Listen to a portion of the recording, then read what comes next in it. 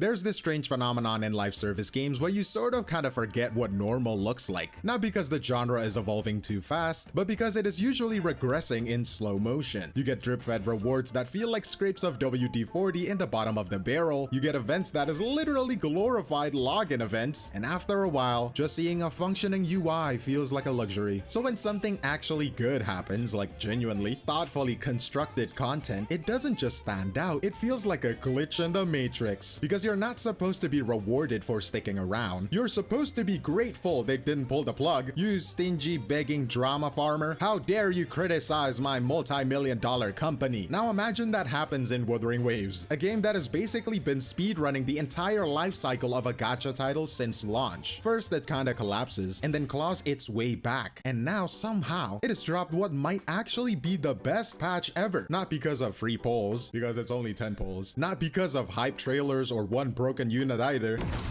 What the fuck?